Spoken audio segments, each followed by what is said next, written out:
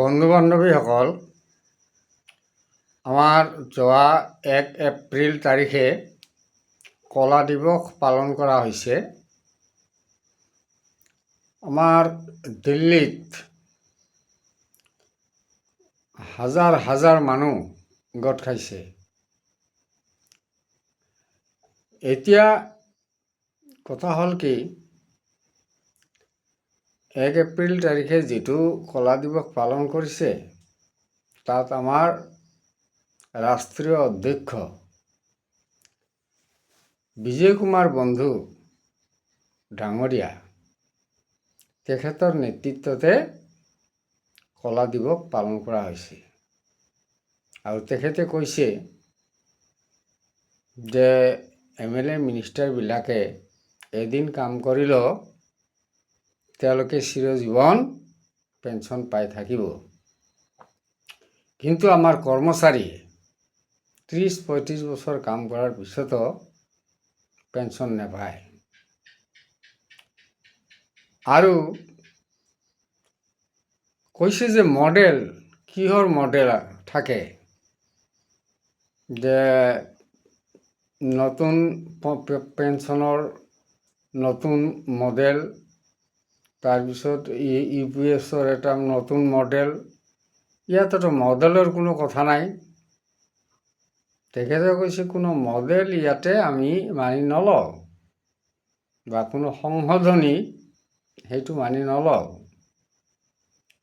আগত যদি ইমান মানুহক পেঞ্চন দিব পাৰিছে, তেওঁলোকে যদি এজনে 5টা 6টা 7টা পেঞ্চন লৈ আছে, তে বাকী কৰ্মচাৰীখিনি কেলে শুকাই মৰিব?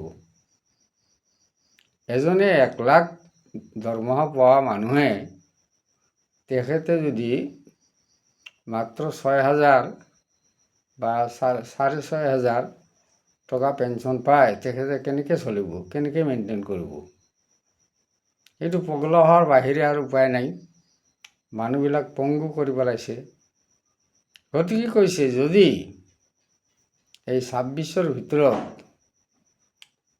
পুৰণি পেঞ্চন দিয়া নহয়, তেতিয়াহ'লে আগন্তুক নিৰ্বাচনত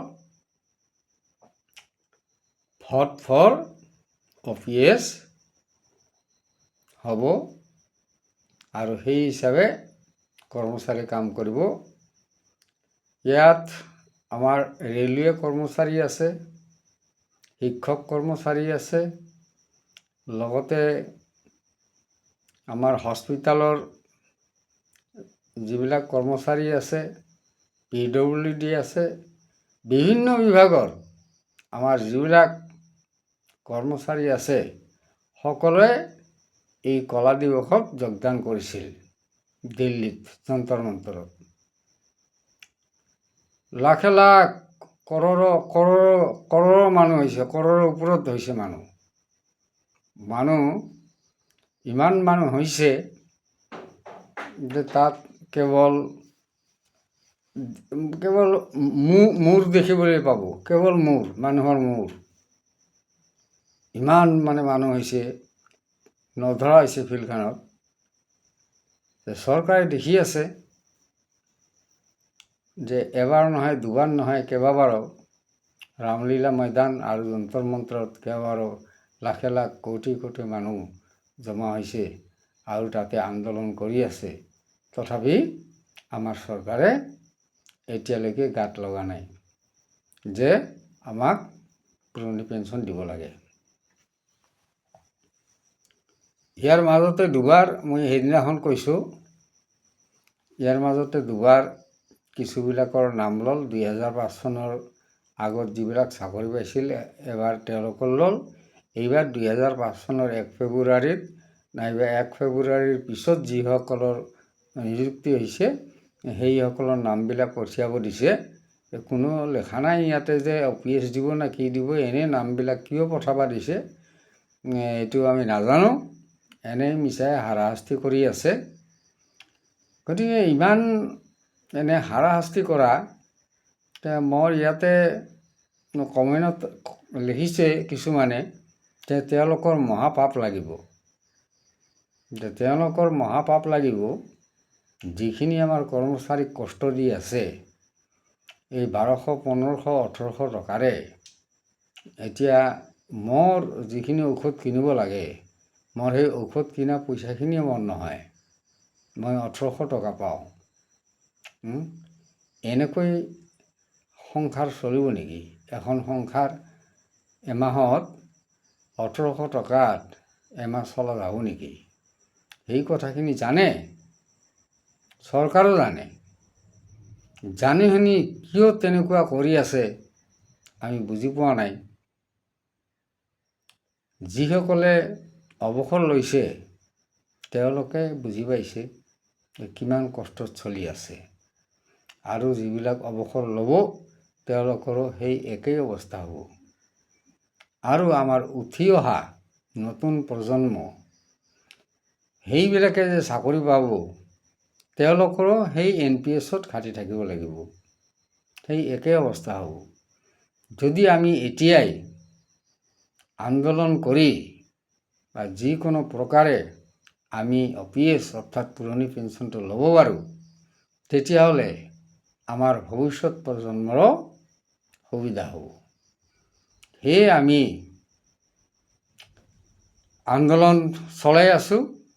জোৰদাৰ আন্দোলন চলি আছে। চাওঁ, এতিয়া আমাৰ ৰাষ্ট্ৰীয় অধ্যক্ষ মাননীয় বিজয় কুমাৰ বন্ধু ডাঙৰীয়াই কৈছে 110% আমি পুৰণি পেঞ্চন ল'মেই, আমাক পুৰণি পেঞ্চন লাগে, পুৰণি পেঞ্চন বাহাল কৰিব লাগে, তেওঁ কৈ আছে। গতিকে চাওঁ কি হয়, আন্দোলন চলি থাকিব। আপোনালোকে অলপ সহায় সহযোগ কৰিব, আন্দোলন চলি থাকিব। আৰু আপোনালোকে লিখিব vote for OPS, we want only OPS, only OPS। এনেকুৱা আপোনালোকে অলপ কমেণ্ট কৰিব, এইবিলাক লিখিব। তেতিয়া আমি লাগি আছোঁ। এতিয়া মই এজন NPS কৰ্মচাৰী সংস্থাৰ এজন সদস্য ময়ো, গতিকে মোৰ কাৰ্ডো আছে।